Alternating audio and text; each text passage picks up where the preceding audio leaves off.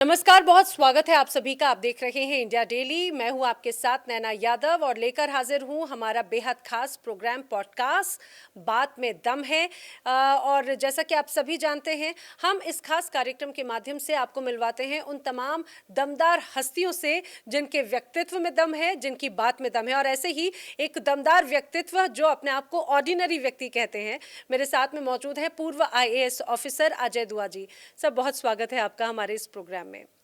मैं अपने व्यूअर्स को बताऊं, अपनी चर्चा शुरू करूं, लेकिन उसके पहले अगर मैं अजय दुआ जी के बारे में बात करूं तो लगभग 37 वर्षों तक अलग अलग क्षेत्रों में, अलग अलग मिनिस्ट्री में, चाहे बात हम करें वाणिज्य उद्योग मंत्रालय की, श्रम मंत्रालय की, ESSI की, या फिर महाराष्ट्र में हाउसिंग अर्बन डेवलपमेंट, जो अलग अलग विभाग हैं उसमें बड़ी जिम्मेदारियां जो हैं अजय दुआ जी निभा चुके हैं। और इस बीच अपनी जिम्मेदारियों के बीच में कई निर्णायक भूमिका निभाते हुए कई बड़े कदम उठाए गए हैं जो कि शहर, प्रदेश और देश के विकास के लिए बहुत ज़्यादा कामगर हैं। अब भले ही अजय सर रिटायर्ड हो चुके हों, लेकिन रिटायरमेंट के बाद में भी ये कहा जाए कि जो ऑफिसर होता है वो कभी रिटायर नहीं होता सर, नेवर रिटायर्ड, राइट। तो उसके बाद से भी लगातार वो एक्टिव हैं। अजय सर, मैं तो सबसे पहले शुरुआत ये करना चाह रही हूँ कि आपने रिटायरमेंट, आपने बताया लगभग 16 वर्ष हो गए हैं, but still you are working. मैं ज़्यादा काम करता हूँ गोल्फ कोर्स में। अच्छा। मैं जब मौका अवसर होता है तो जाके गोल्फ खेलता हूँ। अरे वाह, ओके। और पर उसके अलावा मैं कुछ सामाजिक काम और उसके अतिरिक्त कुछ कंपनीज़ को, निजी कंपनीज को, प्राइवेट निजी कंपनीज कंपनीज़ को, भारतीय विदेशी, उनसे मैंने संपर्क रखा हुआ था और वो भी अब आस्ते आस्ते ख़त्म कर रहा हूँ। अच्छा, लेकिन एक और सबसे महत्वपूर्ण बात देखिए, जब 37 वर्षों तक अगर कोई व्यक्ति किसी ये क्षेत्र में कार्य करता है तो वो कभी रिटायर्ड नहीं होता, ये अक्सर कहा जाता है। इसीलिए अगर दुआ जी के बारे में कहा जाए तो आर्थिक नीतियां हो, विदेश नीतियां हो, उद्योग सुधारों के जानकार एक तरह से दुआ जी को माना जाता है। तो सर, सवाल मैं यही से ही शुरू करना चाह रही हूँ मौजूदा परिस्थिति को लेकर। कहा जाता है कि मौजूदा स्थिति जो है पूरी दुनिया मंदी के दौर से कहीं ना कहीं गुजर रही है, बड़ी स्तर पर ले ऑफ हो रहे हैं और चारों तरफ कभी कई जगहों पर हम टैरिफ वॉर के तौर पर, टैरिफ अटैक के तौर पर देखते हैं। लेकिन अगर इंडिया की बात करें तो यहाँ पर भी अर्थव्यवस्था लगभग 7% की दर से बढ़ रही है। उसकी क्या वजह मानते हैं सर? नाना जी, इस विषय पे बहुत चर्चा हो चुकी है कि भारत पिछले 15-20 वर्षों से जी। ठीक रास्ते पे है। वो किस एक तरफ से आपको देखना है कि देश के जो लोग गरीब हैं, जी। हम गरीबी का उन्मूलन कैसे करें। तो पिछले 10-12 साल में ही 25 करोड़ भारतीय अत्यंत दारिद्र्य रेखा, अत्यंत दारिद्र्य थे, हम उनको बाहर ला पाए। जी जी जी, बिल्कुल। तो वो एक बहुत सराहना की बात है।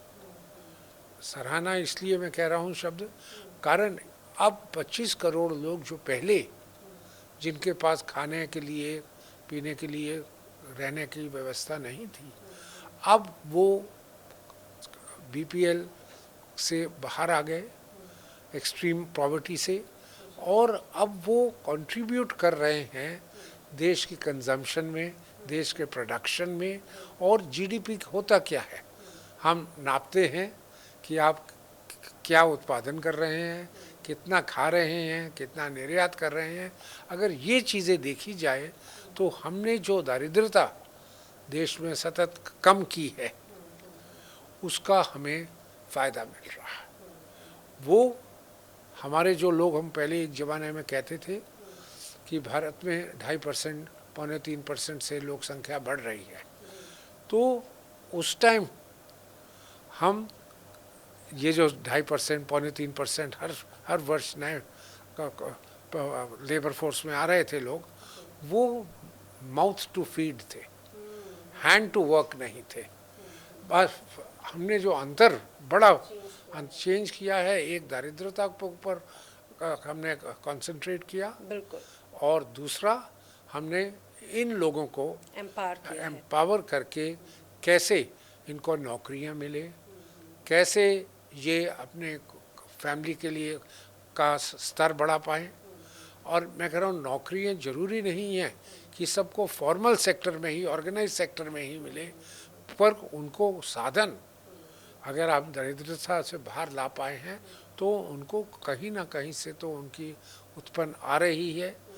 शायद हो सकता है फॉर्मल सेक्टर से कम हो, पर उनको नौकरी तो है। सर, कारण मैं इतना ही जी, कहना चाह रहा जी, था, जी, जी, अगर आप देखेंगी कि भारत में जो अनएम्प्लॉयमेंट है जी, वो दुनिया में, मैं विश्व में लोअर लेवल कंट्रीज के ऊपर है। 3-3.5% हमारे देश की ओपन अनएम्प्लॉयमेंट है। ओह अच्छा, और ये कंपेयर करता है जो विकसित देश है उनकी, तो उनके साथ अविकसित देशों का नहीं। पर मैं ये नहीं कह रहा कि मतलब टॉप 5 कंट्रीज के तौर पर हम जी देखें। हमारी अनएम्प्लॉयमेंट जो है वो टॉप 5 में आती होगी। मैं ये एम्फसाइज करना चाह रहा हूँ कि ज़रूर इनको, इनकी वेजेस बढ़ सकती है, इनके और इनकी सुविधाएं बढ़ सकती हैं, पर वो जो पहले जैसे नहीं रहे कि उनके पास अगला खाना कहाँ से मिलेगा, उसका भी उनको प्रबंध करना पड़ता है रोज। सर, आपने एक बड़ी अच्छी बात कही, खासतौर से वेजेस का जिक्र किया। अभी भी क्योंकि कई जो लोग हैं उनको ऐसा लगता है कि भाई हिंदुस्तान में हम हैं, यहाँ पर जो एम्प्लॉयमेंट की दर है वो कम है। अभी जाहिर सी बात है, हम सबसे बड़ी आबादी वाली जनसंख्या वाला देश है, वहाँ पर अब फोकस किन चीज़ों पर है ये तो मैं बात करूँ, लेकिन आपने वेजेस की बात की तो सर ज़रा ये समझाइए कि इंडिया में जो वेज कल्चर है वो किस तरह का है, यहाँ पर किस तरह की व्यवस्था है विदेशों के माध्यम से अगर यहाँ पर देखा जाए तो। हमारे यहाँ ये कोई प्रशंसा की बात नहीं है, ये हमें रिकग्नाइज करना है और उसको कैसे, उस चैलेंज को कैसे हम फेस करें उसके बारे में हमें कोई मार्ग हमेशा। सर वैसे इंडिया में न्यूनतम वेजेस के तौर पर क्या ऐसा कोई रहती जी, है व्यवस्था? न्यूनतम वेजेस हर प्रदेश फिक्स करते हैं, अच्छा, और प्रदेश करती है उन कई जगह तो उन्होंने शहरी और गांव के ग्रामीण इलाकों ग्रामीण के, उनका अलग अलग वेजेस रखा हुआ है। अच्छा, स्किल्ड का एक किस्म का है, अनस्किल्ड का दूसरे का है। ये विषय हमारे संविधान के रूप से स्टेट्स के पास है। अच्छा, सेंटर जो करता है वो अपनी नौकरियां जो देता है अपनी पीएसयूज में देता है, पब्लिक सेक्टर अंडरटेकिंग्स में जो केंद्र शासन की हैं, उनके लिए न्यूनतम वेजेस केंद्र शासन करेगा, बाकी सब चीज़ों में स्टेट्स करती है। वो फर्क बहुत है। जो विकसित प्रदेश है, तमिलनाडु लीजिए, कर्नाटका, महाराष्ट्र, गुजरात, केरल, उधर वेजेस न्यूनतम काफ़ी ऊंची हैं। अगर आप बिहार, उत्तर प्रदेश, राजस्थान में लेंगी वो तुलना में उड़ीसा में भी वो काफ़ी कम है। पर न्यूनतम वेज का प्रमाण क्या होता है कि आपको इतनी कैलोरीज खाना, वो भी गांव में ज़्यादा कैलोरीज लगती है क्योंकि अनस्किल्ड काम ज़्यादा होता है। शहर में थोड़ा बैठने का काम है तो कैलोरीज कम, पर शहर में अगर आपको कपड़े के लत्थे के ऊपर ज़्यादा खर्चा हो जाता है, आपको घर का ज़्यादा भाड़ा देना पड़ जाता है, तो इसलिए वो साइंटिफिकली न्यूनतम वेजेस तय की गई है। अच्छा, अच्छा, और मैं ये कहना चाहूँगा इस सब जो हम शुरुआत में हमने बात की कि यहाँ पे दारिद्रता के नीचे जो लोग हैं उनकी संख्या कम हो गई, उसमें मैं एक बहुत बड़ी योजना जो है हमारी महात्मा गांधी रोजगार हमी योजना, मनरेगा जिसे कहते हैं, मनरेगा ने ये बेंचमार्क हिंदुस्तान में हर जगह करा दिया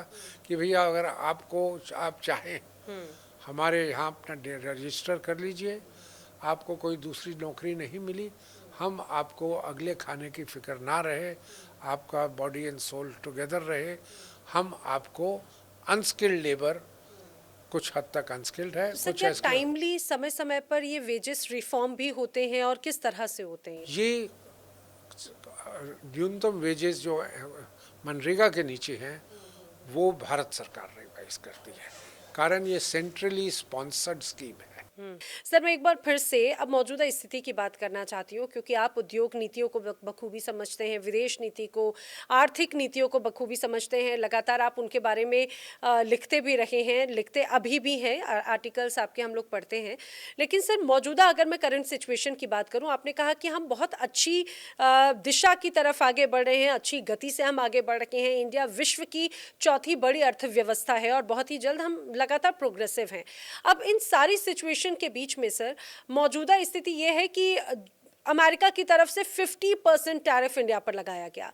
इस एक्शन को आप अपने नज़रिए से कैसे बताएंगे और इसका इंडिया पर किस तरह से इम्पैक्ट होता नजर आएगा? मैं पहली चीज़ कहना चाहूँगा कि ये बिल्कुल निराधार है। अच्छा।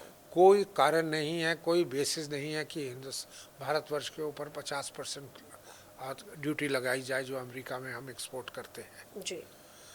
भारत से नाराज़ी पर्सनल इश्यूज़ पे है प्रेसिडेंट महोदय की, और वो निकाल रहे हैं अपना गुस्सा या अपना रवैया दिखा रहे हैं, अगर मैं कह सकता हूँ। राष्ट्रपति जी अमेरिका के बहुत महत्व का देश है, बहुत बिल्कुल शक्तिशाली देश है, कि उसके राष्ट्रपति जी अपने वो पर्सनल इश्यूज़ का निकाला जा रहा है। पर्सनल इश्यूज क्या सर होंगे? क्योंकि भाई एक तरफ तो कहते हैं डोनाल्ड ट्रंप की भाई प्रधानमंत्री नरेंद्र मोदी मेरे बड़े अच्छे मित्र हैं, इंडिया मेरा बड़ा अच्छा मित्र है, फिर उनको क्या ऐसी तो तकलीफ हो मित्रता रही है? निभाते क्यों नहीं? अगर किसी ने कुछ कैद भी दिया, उनको पहले श्रेय चाहिए था कि जब मैं कह रहा हूँ कि मैं दुनिया में सारे डिस्प्यूट्स सॉल्व कर दूंगा। मैं जब इलेक्शन लड़ा सेकंड टाइम, उनका क्या था, मैं यूक्रेन रशिया का 7 दिन के अंदर डिस्प्यूट ख़त्म कर दूंगा, मैं इज़राइल गाज़ा का डिस्प्यूट ख़त्म कर दूंगा। उस टाइम अभी हिंदुस्तान भारत और पाकिस्तान की लड़ाई नहीं हुई थी, वो अप्रैल में हुई। लेकिन डिस्प्यूट्स शुरू से रहे हैं। हाँ, वो रहे हैं, वो मध्यस्थता करने को हमेशा तैयार थे। उन्होंने पहली बारी भी कहा था जब मोदी जी उनको मिले थे ट्रम्प फर्स्ट एडमिनिस्ट्रेशन में। मुझे लगता है इस बार ही उन्होंने फिर ऑफ़र दिया होगा, जब मोदी जी फरवरी महीने में अमेरिका गए थे उन्हें मिलने जी। तो उसी टाइम में हम भारत का रवैया ये आज का नहीं है कि हमें मध्यस्थता पाकिस्तान के साथ कश्मीर विषय पे नहीं चाहिए। हमने ये स्टैंड लिया था 1948 में। और ये हम क्लियर, हमारे स्टैंड क्लियर है कि टेररिज्म के साथ में कोई और बातचीत। दूसरा चीज़, टेररिज्म 1984 के बाद स्टार्ट हुआ। टेररिज्म वो 48 में कश्मीर का स्टार्ट हुआ। टेररिज्म पाकिस्तान को लगा कि हम हिंदुस्तान से पूरी लड़ाई तो कर नहीं सकते ओपन, बहुत महंगा है हमारे पास, हम उतने शक्तिशाली नहीं हैं, तो हम सस्ते से सस्ता लड़ाई कैसे कर सकते हैं, वो उन्होंने टेररिज्म पे शुरू कर दिया। और भारत ने सिद्ध बार बार किया है पूरी दुनिया, विश्व को, अमेरिका को, कि पाकिस्तान को जो आप मदद करते हैं, पाकिस्तान को इंटरनेशनल लेवल पे आप जो कंडेम नहीं करते, पाकिस्तान उसका बहुत फ़ायदा लेता है। और पाकिस्तान ने बिना बात के पिछले 25 साल एक हो गए, 16 साल पहले 41 साल से टेररिज्म को सपोर्ट कर रहे हैं। आप उनकी निंदा करिए, उनको रुकवाइए, शायद वो तैयार होते। पर उसके साथ साथ जब राष्ट्रपति जी ने ये भी अपना कि जी मैं डिस्प्यूट ना यूक्रेन का रुकवा पाए थे, ना गाज़ा में रुकवा पाए इज़राइल का, तो उनको लगा मैं श्रेय तो ये ले लूँ कि हिंदुस्तान, भारत और पाकिस्तान का डिस्प्यूट मैंने सॉल्व कराया है। नोबेल प्राइज़ मिल जाए। नोबेल प्राइज़ से अलावा वो उन्होंने अभी इलेक्शन लड़ दी हैं 2026 में, मिड टर्म इलेक्शंस उनके सेनेट और तो सर, रिपब्लिक ये में। फिर टैरिफ लगाने का, कि आपने कहा कि वो कोई औचित्य नहीं, तो फिर ये टैरिफ लगाने की क्या वजह है? नहीं, टैरिफ का वो जो कहते हैं कि हिंदुस्तान के, भारतवर्ष के टैरिफ रेट्स जो इम्पोर्टेड आइटम के हैं वो बहुत ज़्यादा हैं। वो कहते हैं highest in the world. Highest in the world वो एक किस्म से ठीक है, ब्राज़ील के साथ में भी नहीं, मैं वही कहना चाहता था।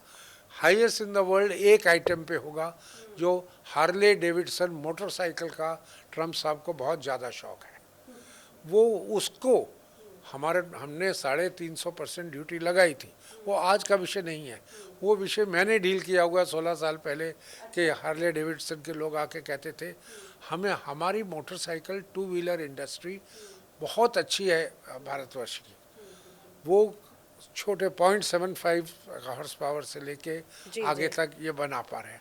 रॉयल एनफील्ड भी यहाँ बनता है, आपने नाम सुना होगा, जावा और ये पुराने वाले, और अब तो कितने ही बजाज, टीवीएस और अदर्स। इनको हार्ले डेविडसन के ऊपर आपने क्यों 200%, पहले 350 200 लगाई, वो हाईएस्ट इन द वर्ल्ड का एक उदाहरण। मेरा ये कहना है कि अगर हम ज़ीरो भी कर देते, हिंदुस्तान में कितने लोग हैं खरीदने वाले जो मोटरसाइकिल 3 लाख रुपए का मिनिमम प्राइस था उस समय खरीदे, जी सही हाँ। बात है। अब वो 3 लाख का खरीदेगा कि 30,000 की मोटरसाइकिल खरीदेगा। तो उससे बात लेके बाकी वस्तुओं को अगर हार्ले डेविडसन को छोड़ दीजिए, तो उसके अलावा भारत का जो एवरेज रेट था, जो अमेरिका से जो प्रोडक्ट्स आ रहे थे, वो 12.5% पड़ता था। वैल्यू पे लेना होता है, अच्छा, वैल्यू और आइटम एवरेज लेके। तो सर अभी स्थिति में, ऐसी स्थिति में उनकी तरफ से जब ये टैरिफ पहले 25% फिर 50% किए गए, इससे इंडिया पर इम्पैक्ट पड़ेगा क्या? क्योंकि एक चीज़ आप बात कीजिएगा, उसमें फिर एक ये भी बहुत इंपॉर्टेंट हो जाता है, क्योंकि अमेरिका के साथ में हमेशा से हमारे टर्म्स पहले बहुत अच्छे रहे हैं, चाहे बात एग्रीकल्चरल वे में देखें, चाहे बात आईटी सेक्टर मैन्युफैक्चरिंग यूनिट के तौर पर देखें, तो इंडिया बहुत एक अलग रूप में डील करता है एक तरह से यूएस के साथ में।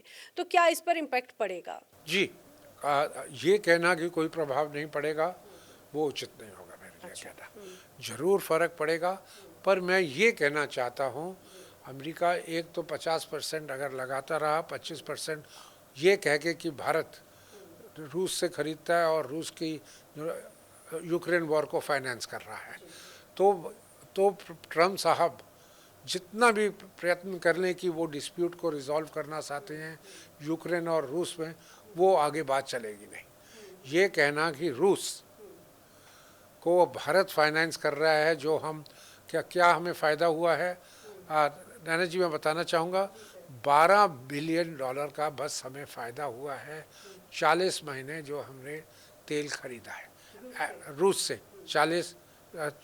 12 बिलियन डॉलर्स, 12 बिलियन 12 बिलियन अंदाजन हो जाता है 1 लाख करोड़ रुपया 40 महीने में। रूस जो खर्चा करता होगा अपना जो लड़ाई पे, इससे बहुत ज़्यादा, कई गुना ज़्यादा।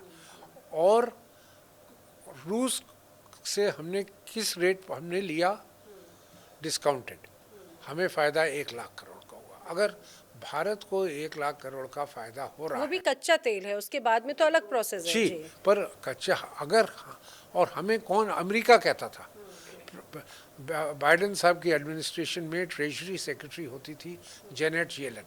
जी जेनेट येलन पहले फेड की चेयरपर्सन थी, उसके बाद वो ट्रेजरी सेक्रेटरी बनी और बहुत मानी हुई थी। जेनेट येलन ओपनली कहती थी कि भारत आप डिस्काउंटेड खरीदो रूस से, वो आप जब डिस्काउंटेड खरीदोगे इंटरनेशनल, और भारत तीसरे नंबर पे इंपोर्टिंग कंट्री है वैल्यू में कच्चे तेल का, तो इंटरनेशनल प्राइस कम रहेगा दुनिया के लिए, अमेरिका के लिए भी।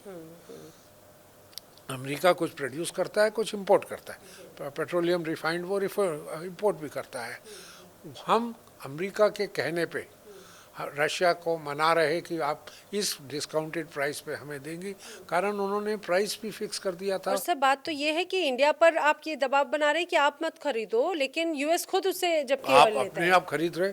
और देखिए, जो ये तो होता है ना, क्लास में मॉनिटर जब स्कूल में, वो अपने बराबर के बच्चे से लड़ेगा, नहीं लड़ेगा, सही वो बात है। लड़ेगा वो जो बेचारा पिछली उससे सीट पे अधीनस्थ बैठा है, जूनियर है। हाँ, जूनियर है, जो कमज़ोर है देखने में। भारत, वो अमेरिका भारत से वही कर रहा है। यही चीज़ आप चीन से करके बताइए, हाँ, और यही करिए यूरोपियन यूनियन से, जहाँ पे 27 कंट्रीज एक साथ हैं। अब तो सर हम देखते हैं कि सेल्फ हेल्प ग्रुप्स या फिर एमएसएमई में कई जो लोग हैं, युवाओं का बड़ा फोकस इधर की तरफ हो रहा है। अब जब नौकरियां ले ऑफ होती हैं तो लोग अपना काम स्टैब्लिश करने का सोचते हैं, तो सर क्या एमएसएमई उन्हें सपोर्ट करती है? अगर आप आंकड़े देखें, ऑर्गेनाइज सेक्टर और लार्ज इंडस्ट्री बिल्कुल लेबर इंटेंसिव नहीं है। कि जो नौकरी, जितनी नौकरियाँ ऑर्गेनाइज इंडस्ट्री में देती है, 10 गुना उससे ज़्यादा इनफॉर्मल सेक्टर में है। 8 से 9% पूरे देश का वर्कफोर्स ऑर्गेनाइज सेक्टर में है, फॉर्मल सेक्टर में है, बाकी अनऑर्गेनाइज्ड 90% से ज़्यादा अनऑर्गेनाइज सेक्टर में है। और MSMEs को अगर आप ऑर्गेनाइज्ड भी गिने या अनऑर्गेनाइज गिने, ये मानसिक हमारा क्या स्टैंड है। कारण MSME को रजिस्टर करना भी कंपल्सरी नहीं है। अच्छा, वो अगर सरकार से कुछ फ़ायदा लेना चाहते हैं, अगर बैंक से कुछ फ़ायदा लेना है, तब आपको जाके रजिस्ट्री करिए। अदरवाइज़ आप बिना किसी को परमिशन लिए, अगर एनवायरनमेंट की परमिशन चाहिए अगर, वो अलग चीज़, पर इंडस्ट्रीज डिपार्टमेंट की या अपने प्रादेशिक सरकार की किसी विषय में आपको स्मॉल इंडस्ट्री को आज भी परमिशन की ज़रूरत नहीं है। तो इसलिए एक तरह से वो एम्प्लॉय, आज उनके पास काम है, वो कहते हैं 4 लोग काम करने आ जाओ।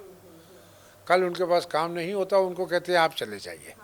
पर वो इतना ही सहन कर सकते हैं।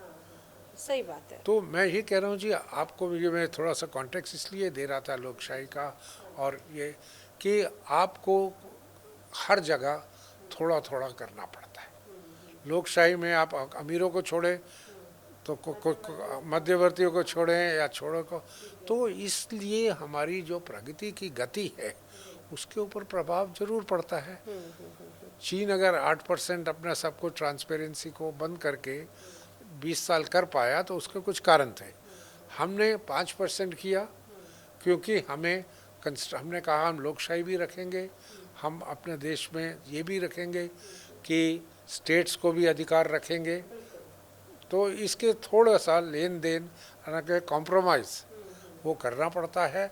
और मैं कहूँगा फॉर ए डेमोक्रेसी, अब आपने 91 से फिगर्स लीजिए, 91 से जब आपको पता लग गया था कि सोशलिस्ट सिस्टम नहीं चलेगा, आपको ओपन सिस्टम लाना है, हमने 10-15 साल पहले इसी काम में लिए 91 के बाद। तो अब हम देख रहे हैं कि उसके 91 से अभी तक का हमने 5-5.5% एवरेज रेट ऑफ ग्रोथ किया है, जो पहले 2-2.5% था। अच्छा, मतलब हम इंडिया लगातार ग्रो एक रूप में करता रहा है। सर, लास्ट क्वेश्चन में लेना चाहूँगी, क्योंकि अभी टैरिफ की बात हमने कही, आपने देखा टैरिफ की क्या रीज़न है। ये था कि इंडिया अब उस चीज़ को कैसे डील करेगा। अभी रिसेंटली GST रिफॉर्म हुआ, स्लैब्स चेंज हुए और लोगों को, बहुत आम लोगों को राहत दी गई। तो इस तरह से एक तरह ऐसा लग रहा है कि एक मैसेज ही है कि भाई ठीक है, हमारे ऊपर इतना इम्पैक्ट नहीं है, चीज़ें चल रही हैं। सर, इंडिया का स्टैंड, टैरिफ नीति या फिर US से इतर, अब हम रशिया या चीन के साथ में एक अलग गठजोड़ बनता हुआ नजर आता है। आपको इंडिया का स्टैंड किस तरह का नजर आ रहा है और क्या होना चाहिए, संक्षेप में बताएं प्लीज। नैना जी, हमें अपना स्टैंड अपने सेल्फ इंटरेस्ट में लेना है। हमें बिल्कुल कोई आवश्यकता नहीं, जैसे चाइना कर रहा है। हाँ, चाइना अब हमसे कई गुना, हम 91 में एक साथ थे, पर कैपिटा इनकम या उनका जिस लेवल पे वो डेवलप्ड थे हम भी थे। 91 नहीं तो 80 तक तो थे ही। जी जी। उसके बाद मैं उनका अब तुलना नहीं करना चाह रहा। हमने देखना है कि इस दुनिया में ना हमें अमेरिका सुपर पावर चाहिए, ना ही हमें चाइना अपने नेबरहुड में सुपर पावर चाहिए। हमने चाइना से भी बनाना है, अमेरिका से भी बनाना है, रूस से भी बनाना है, और कोई सुपर पावर कहीं निकल आती है, हमारे हित में क्या है वो देखना है। हम भी सुपर पावर अपने रीजन के बनना चाहते हैं, और क्यों नहीं। 1.5 करोड़, अगर 150 करोड़ पॉपुलेशन है, अपनी इकॉनमी सेकंड थर्ड हो जाएगी तब तक जो भी है। तो मेरा कहना है कि भारत को, और हमने ये आज नहीं मैं कह रहा, 1950 में जब हमने नॉन अलाइनमेंट तटस्थ ग्रुप अपना बनाया था, हम वही तो था कि ना हम रूस के साथ जाना चाहते, उस टाइम एक ग्रुप था, एक अमेरिका था। सर, लेकिन ये भी तो हो जाता है कि ना हम अगर किसी से बना रहे हैं, हम बहुत बैलेंस है, न्यूट्रल हैं, किसी युद्ध को लेकर हमें कुछ नहीं कहना, किसी की साइड हमें नहीं लेना। तो कई बार कहा जाता है ये भी घातक हो जाता है, कई बार स्टैंड लेना होता है, लेना चाहिए, ऐसा है बिल्कुल क्या? जी, मैं ये नहीं कह रहा कि आप स्टैंड ना लीजिए, पर आपको जब आवश्यकता हो तभी बोलिए। जरूरी नहीं मतलब है। अभी अभी जो कंडीशन है इंडिया की वो इसी रूप में ही नजर आ रही। सर एक लास्ट बस संक्षेप में बताइएगा, अब कहा जा रहा है कि अब दुनिया में मल्टीपोलर जो ताकत है वो होना चाहिए, अब उसकी रिक्वायरमेंट मौजूदा स्थिति में नजर आ रही है क्या? बिल्कुल, मैं तो हमें कह रहा हूँ कि जो हमने शुरुआत की थी नॉन अलाइंड, उस टाइम हम अपने आप को पावर के रूप में सोचते भी नहीं थे। हमारा यही कहना था कि हम छोटे छोटे कंट्रीज़ का ग्रुप बना रहे थे कि वो इधर के भी जा सके, उधर भी जा सके। वो नॉन अलाइनमेंट अपने कॉन्टेक्स्ट में चली 20-25 साल। जी। अब उसके बाद आपने देखा कि जब युद्ध ही ख़त्म हो गया रशिया से, कोल्ड वॉर ख़त्म हो गई 90 तक, 89-90 में, तो एक ही पावर बनती जा रही थी। अब चेक 20-25 साल बाद एक चीन अब हुआ है उनको चेक करने को। पर चीन जो भी आप बोलिए, चीन के साथ हमें व्यवहार करना पड़ेगा, पर ये ज़रूरी नहीं है कि चीन के साथ हमें बहुत घनिष्ठ संबंध करने हैं, कारण चीन का भी तो इतिहास है एक्सपेंशन का। भरोसा नहीं कर सकते। नहीं, भरोसा जरूर ऐसे ना बोलिए, पर मन में तो रहे ना आपको कि हम चीन के साथ व्यवहार करना है। हमने रियलिज्म है कि वो बड़ा देश है, हमें व्यापार का उनके करने साथ फ़ायदा है। झगड़ा किया तो हमारी रिसोर्सेज अटक जाती हैं। तो ये सब चीज़ें करते हुए मेरा कहना है कि 3-4 बड़े देशों के साथ हमें मिल के, अब अमेरिका से आप लड़ाई कर लीजिए टैरिफ के ऊपर, पर आपने 25 साल उनके साथ पार्टनरशिप करके आपने उनसे डिफेंस टेक्नोलॉजी, हायर दूसरी टेक्नोलॉजीज़, और अमेरिका की मार्केट तो बड़ी है ना। आप टैरिफ को भी ये याद रखिए कि अमेरिका की पॉपुलेशन 330 करोड़ होगी, पर अमेरिका की परचेजिंग पावर आपसे 10 गुना है। तो वो 10 गुना मल्टीप्लाई हो जाता है जो आपके गुड्स बिकने का। तो हम उनके बिना हमें मतलब अब ये कि इंडिया को थोड़ा स्मार्ट पेशेंस के साथ में अपना पूरा डिसीजन जो है वो लेना चाहिए, और मौजूदा स्थिति जो है वो इंडिया उसी पर ही, उसी नीति पर चल रहा है। अजय दुआ जी, बहुत कुछ है जानने के लिए, लेकिन वक्त की ज़रूर कमी है। आज बात में दम है इस एपिसोड में आप हमारे साथ में जुड़े, इतनी खास बातें आपने बताई, अपने अनुभवों के साथ में फ्यूचरिस्टिक सुझाव आपने दिए। सर बहुत धन्यवाद आपका। तो आज हमारे इस खास शो में फिलहाल इतना ही, लेकिन इंडिया डेली पर तमाम खबरें लगातार जारी हैं। आप बने रहिए इंडिया डेली के साथ। नमस्कार।